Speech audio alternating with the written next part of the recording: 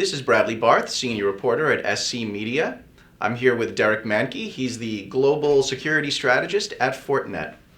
Now, it's that time of year when security experts look ahead to 2017, and so I'm going to ask you, Derek, to look back at a few key events from 2016 and then make some bold predictions about the coming year based on those observations. Sure. So, in October 2016, a massive Mirai botnet composed of Internet of Things devices, executed a powerful DDoS attack on the domain name system provider Dyn, and that knocked out several major websites. Is this a harbinger of things to come in 2017? Yeah, very good question. Absolutely. The way I see Mariah said this is a milestone case.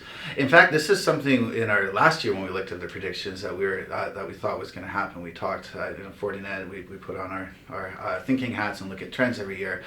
And one of the predictions we made was the rise of machine-to-machine attacks. This was something that was going to spread on non-PC platforms onto multiple various IoT platforms and be used in an orchestrated attack. That certainly happened with Mirai.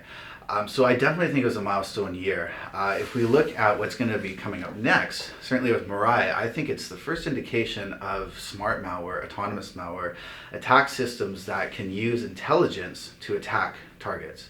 Right. So we look at cases like malware now that's capable of using databases like Shodan, public intelligence.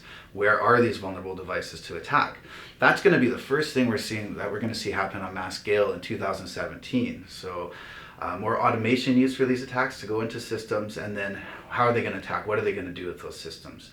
I think that one of the biggest things, and this is what Fortinet predicted next year, is that this is going to be used for ransom. I mean, ransomware traditionally that we've seen today is just a gateway, right? Yeah. I mean, people are paying $500, whatever it is, on the PC to get access to their data back. Look at how many connected devices impact our daily lives today. That's a lot of devices that are already out there that can be held for ransom. Your smart television, day-to-day devices you might use that cyber criminals can capitalize and monetize this by charging lower fees, $20 or $30 to get access to this data back. So this is going to be a very impactful thing, because obviously with ransom, once they get a hold of these systems, it has to be decrypted. So defense against this is going to be very important. With these automated attacks, an automated defense solution is going to become critically important, I think, moving forward into 2007. Now, in your position at Fortinet, you coordinate and collaborate with various international law enforcement agencies like Interpol, for example. Mm-hmm. Now, in very late November, there was a global multi-agency operation that resulted in the takedown of Avalanche. Right. It was a cyber criminal network that has been estimated to cost victims in over 180 countries hundreds of millions of dollars. Is this a sign of improved information sharing and intelligence sharing between public and private entities across borders? Can we expect more of this in 2017? Yes, we had our own success case as well with Interpol and the EFCC. That was a $60 million takedown, business email compromise. That was public-private sector working between Interpol and law enforcement agencies. Avalanche, I think this is great. We need to do more of this. This sends a signal to cyber criminals that what they're doing is not okay, that we have to instill fear in them. We have to sever the head of the snake, prosecute the kingpins behind these operations, go after their assets.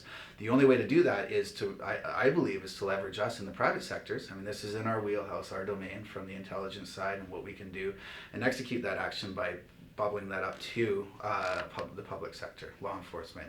So we had the case, as I mentioned, with Interpol and the FCC. There's also the Avalanche takedown. I think, Obama last year mentioned the Cyber Threat Alliance. We're a founding member of the Cyber Threat Alliance. These are security vendors getting together to collaborate and share on intelligence. I think anytime we can bring collaborative intelligence to the table for the greater good, there's multiple uses for that. There's the defensive posture. It's what we're doing with the Cyber Threat Alliance to put into security products, right, to increase defense posture. And then there's also intelligence for law enforcement, public sector, going after attribution, like who are the guys behind these sorts of attacks. Yeah. Now, also in November, there was the Shamoon data wiping malware that perpetrated a very destructive attack against government systems in Saudi Arabia.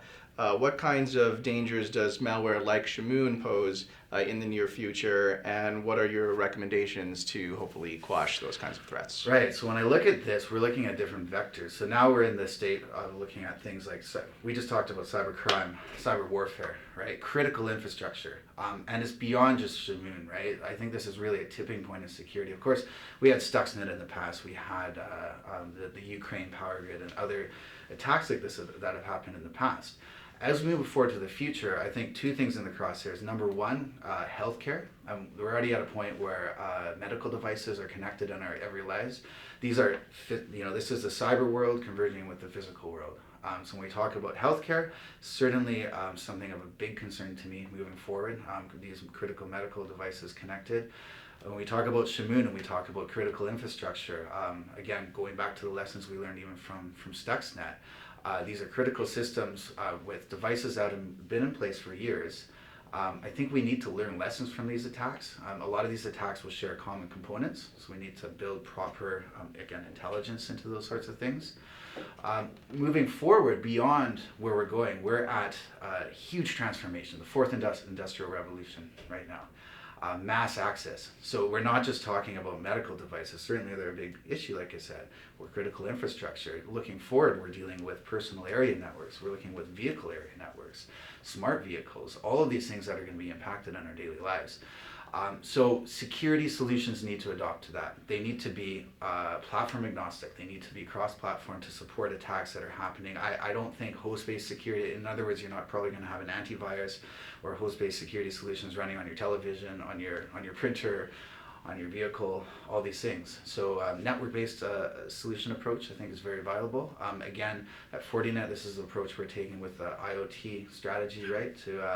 To have intelligence that is aware of these IoT attacks that can scale up to the future for vehicle, all the way up to vehicle area networks, and be able to stop those attacks before they actually hit the target as well. Well, thank you for sharing your predictions with us today. Derek Manky, that's Global Security Strategist at Fortinet. Again, this has been Bradley Barth from SC Media. Until next time, have a safe day online.